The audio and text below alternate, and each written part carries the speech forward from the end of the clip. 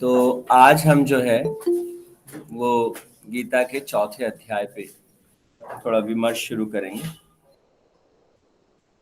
सबसे पहले एक बार चौथे चौथे अध्याय के जो मेन पार्ट है उनको हम थोड़ा सा देख लेते हैं, और वो कौन से ऐसे हिस्से हैं जिनको सबसे पहले बेसिक चीजों को देख लेना चाहिए।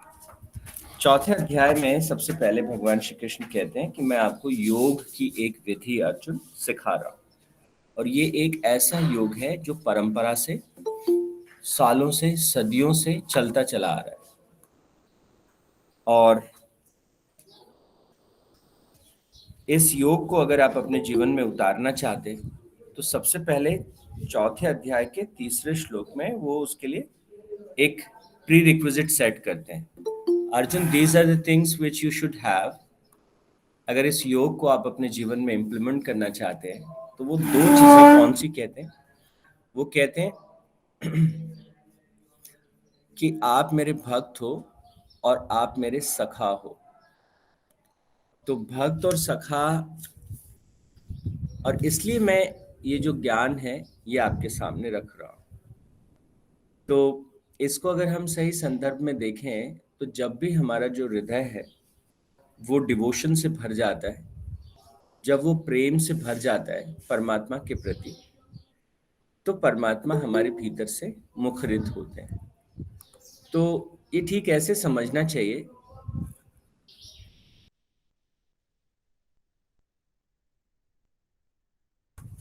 इसे ऐसे समझना चाहिए जैसे एक बीज को जब हम धरती में रोपते हैं और उस बीज को जैसे धीरे धीरे पानी देते हैं, तो पानी के साथ ही बीज जैसे उस पानी को सोखता है, उस पानी से भीगता है, एक स्लो एंड ग्रेजुअल प्रोसेस उसके भीतर शुरू होता है, और वो थोड़ा सा अंकुरन और sprout and slowly and gradually the whole process of growth starts. ठीक इसी तरह से मानव एक बीज की भांति है, और मानव का जो हृदय है जब वो मित्रतावत होता है, जब वो फ्रेंडली होता है, और जब वो डिवोशन से प्रेम से भरा होता है, तो ये जो प्रेम है ये ठीक वैसे ही काम करता है जैसे कि बीज के लिए पानी काम करता है।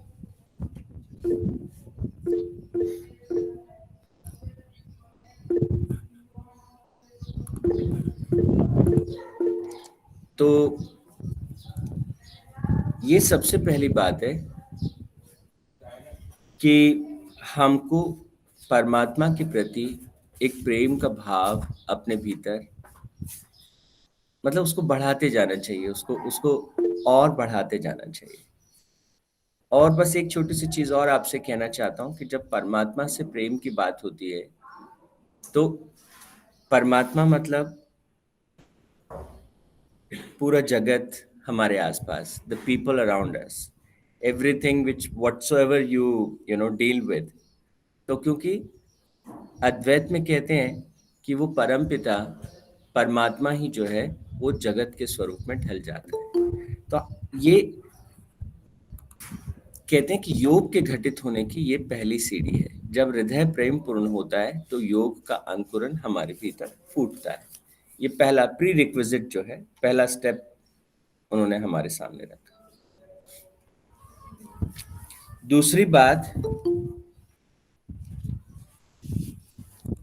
और ये दूसरी बात भी बहुत कमाल की है, वो कहते हैं कि जब भी धर्म की हानि होती है और अधर्म की वृद्धि होती है तब तब मैं स्वयं का सृजन करता हूँ।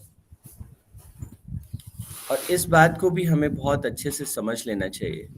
जब भी हमारे जीवन में धर्म की हानि होती है, एंड धर्म इज, जब भी हम यूनिवर्स की जो रित है, प्रकृति की जो रित है, उसका जो एक हार्मनी है, उसका जो जीवन जीने का एक सिस्टम है, उस सिस्टम से हम थोड़ा सा भी हटते हैं। सो धर्म को पहले भी हमने डिस्कस किया है। धर्म किसे कहते हैं? हर व्यक्ति का, हर जो ब्रह्मांड में एक छोटे से छोटा सबएटॉमिक पार्टिकल जो है उसका भी अपना एक पर्पस है। अस्तित्व में there is a role to play. हर एक छोटी बड़ी चीज का अपना एक रोल है। ठीक उसी तरह से इस पूरे पूरे इस ब्रह्मांड में, इस जीवन में हमारा क्या रोल है? तो हमारे स्वभाव के अनुरूप, हमारे स्वधर्म के अनुरूप, और वो जो हमारा रोल है हमें उसे कैसे परफॉर्म करना चाहिए, ठीक है ना? तो जीवन को हमें कैसे जीना चाहिए, कैसे उसे परफॉर्म करना चाहिए, दैट इज आर धर्म। और वो जो धर्म है उसकी हानि होती है जब हम जीवन को उस तरीके से नहीं जीते जिस तरीके से हमें उसे जीना चाहिए। तो आप सब लोगों ने महसूस किया होगा कि हमारे भीतर से एक आवाज आती है, this is not right, you should not do this in this way. हम सब इस आवाज को अपने भीतर अनुभव करते हैं जब भी हम सही से गलत की तरफ जाते हैं, कुछ भी छोटा सा भी गलत हम करते हैं तो हमारे भीतर से एक आवाज आती है, ये ठीक नहीं है। बच्चे जब पढ़ाई में लापरवाही करते हैं, जब टीवी देखते हैं, 2 घंटे उसमें खराब किया, भीतर से वो आवाज आती है, ये ठीक नहीं है, दिस इज नॉट राइट। तो वो कहते हैं कि मैं अपना सृजन करता हूँ। हमेशा वो अंतरात्मा की आवाज़ जो है वो हमें मार्ग दिखाती है, वो हमें हमेशा हमारे सामने प्रकट होती है।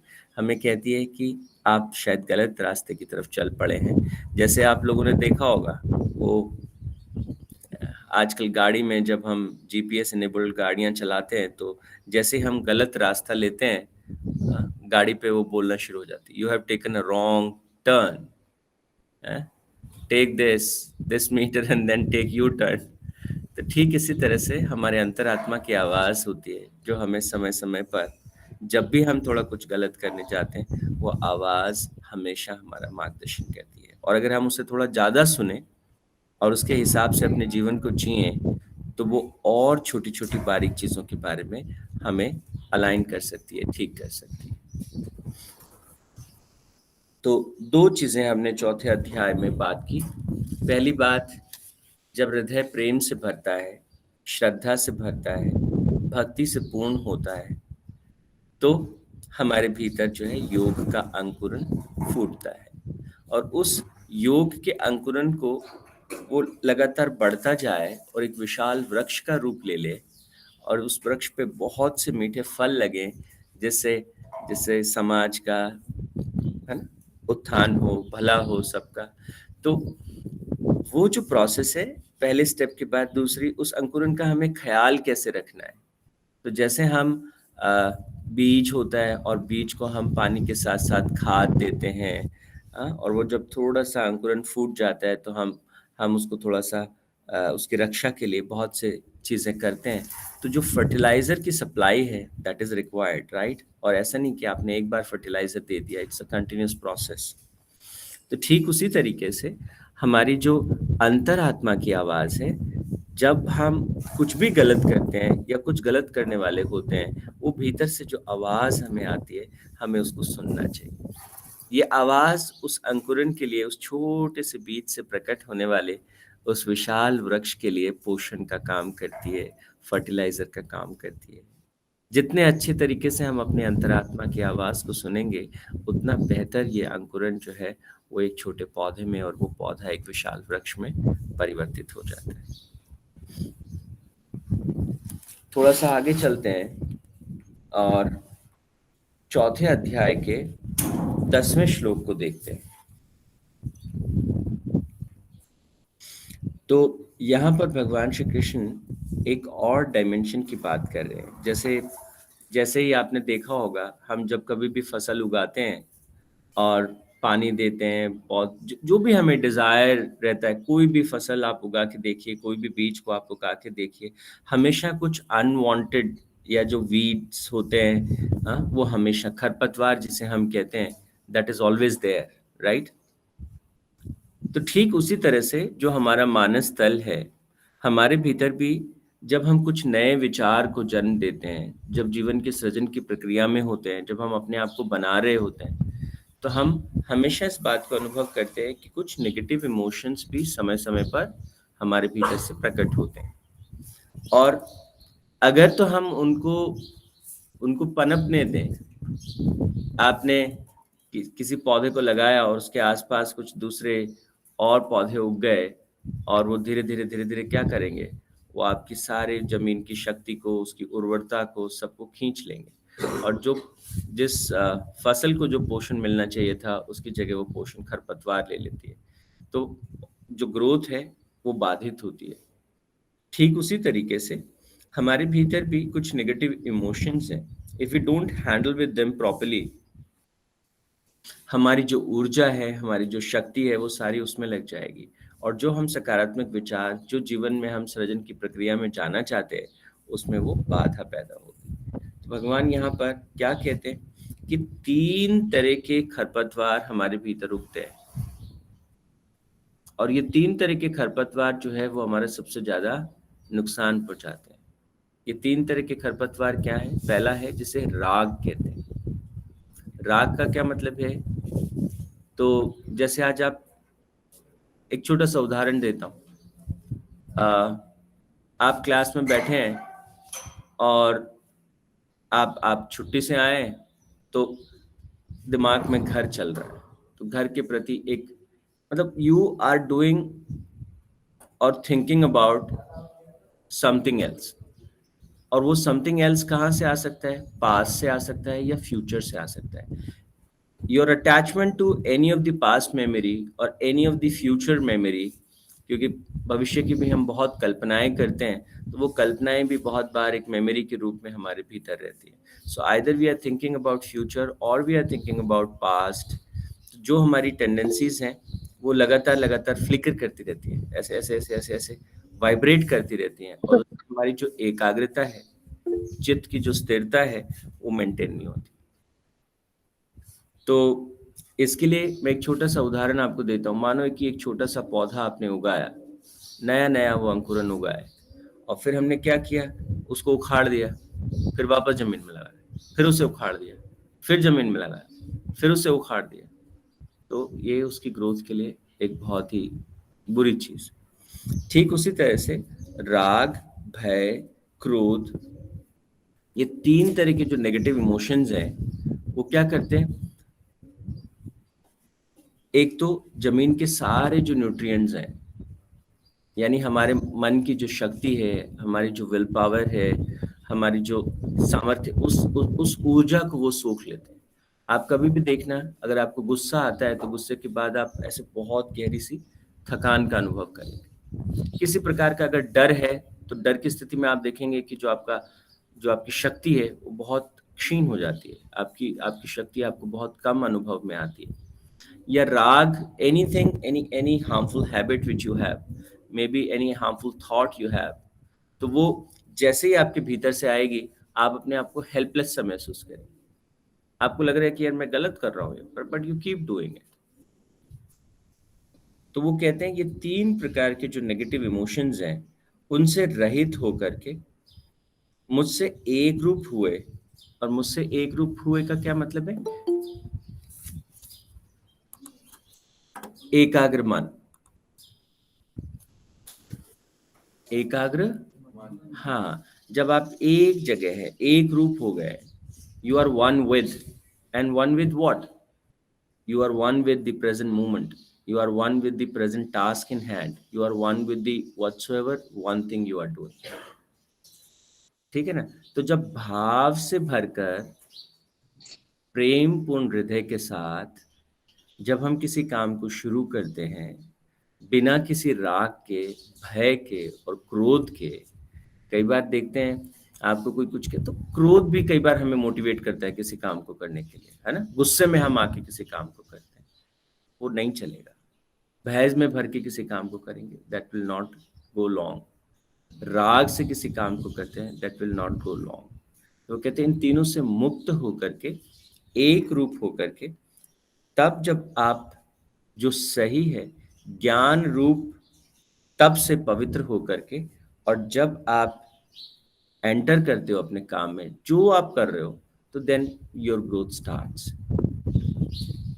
तो जैसे हम पौधे की बात कर रहे थे, पौधे को हमेशा सूरज की गर्मी की जरूरत होती है, और वो सूरज की गर्मी से ही क्या करता है? शक्ति बटोरता है फोटोसिंथेसिस की प्रोसेस में। ठीक उसी तरह से ज्ञान रूपी जो तप है, गीता में बार बार इसे कहा गया है कि ज्ञान जो है वो आपको संबल प्रदान करता है, एक समझ प्रदान करता है, how to handle this all negative emotions and the kind of decisions we make in life, इनको कैसे हैंडल करें उसकी शक्ति हमें देता है। तो इसलिए वो कहते हैं कि इस ग्रोथ की प्रोसेस में जो जो ज्ञान रूपी तप है, ज्ञान रूपी तप किसे कहते हैं? जो हम जानते हैं, जो हम समझते हैं अपने मन की गहराइयों में, उसे अपने लाइफ में इम्प्लीमेंट करना, दैट इज ज्ञान रूप तप। तो आप लोगों में से कितने लोगों को पता है कि सच बोलना चाहिए? पता है ना? पता है तो उसे लाइफ में इम्प्लीमेंट करना चाहिए। कितने लोगों को पता है कि बहुत कठोर परिश्रम परिश्रम जो है वही जीवन को आगे बढ़ाता है? Implement that in life. कितने लोगों को पता है? तो जो वैल्यूज आपके भीतर पड़े, जो ज्ञान आपने कहीं से भी आपने सीखा है, आपके माता पिता से, अपने गुरुजनों से, अपनी किताबों से, जो आपने सीखा है उसे इम्प्लीमेंट करना जीवन में, उसे ज्ञान रूप तप कहते हैं। तो ये 10वां श्लोक जो है चौथे अध्याय का, वो बहुत ही इंपॉर्टेंट श्लोक है। तो क्या कहा भगवान ने, एक बार फिर से देखते हैं। हमारे पास जीवन जीने के दो मार्ग हैं। एक मार्ग क्या है कि जैसे हमारे पास एक बीज है और वो बीज गोदाम में ही पड़ा रहे 10 साल, 20 साल, 50 साल, और कभी उससे अंकुरन फूटे ही नहीं। तो कुछ लोग अपने जीवन को, अब बीज होना एक जीवन का रूप है, राइट? तो बीज के रूप में वो अपनी संभावनाओं को तलाशते ही नहीं। मैं क्या हो सकता हूँ, मैं क्या कर सकता हूँ, मैं क्या बन सकता हूँ, वो अपनी उन संभावनाओं को कभी तलाशते नहीं। उनको क्या लगता है, ठीक है, जीवन मिल गया, मैं एक बीज रूप में हूँ, मैं बीज से ही खुश हूँ और अब मुझे कुछ जीवन में नहीं करना। और कुछ लोग जो है वो उस बीज की जो उच्चतम स्थिति है, बीज क्या हो सकता है, आपके अस्तित्व की जो सबसे ऊंची पॉसिबिलिटी है, व्हाट इज दैट? आप अच्छे से अच्छा क्या हो सकते हैं, वो जो आपके जीवन की संभावना है, वो जो पॉसिबिलिटी है, वो जो आपका प्योर पोटेंशियल है, जो आपका सामर्थ्य है, वो सामर्थ्य आपके भीतर से प्रकट होना चाहिए।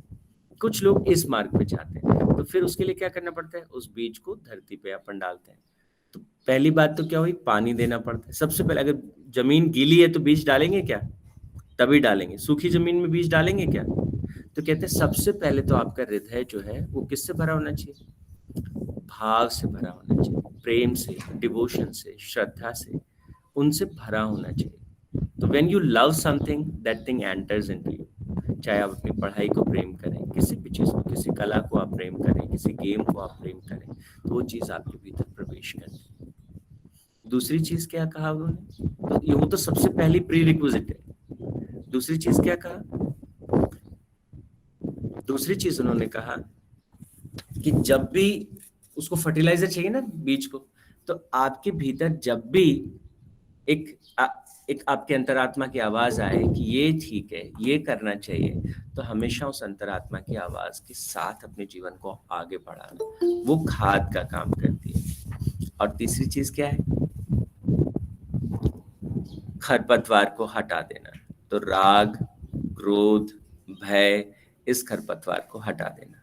एकाग्र होकर के, पूरा एक होकर के, पूरे तन्मय होकर के उस काम में एंटर करना।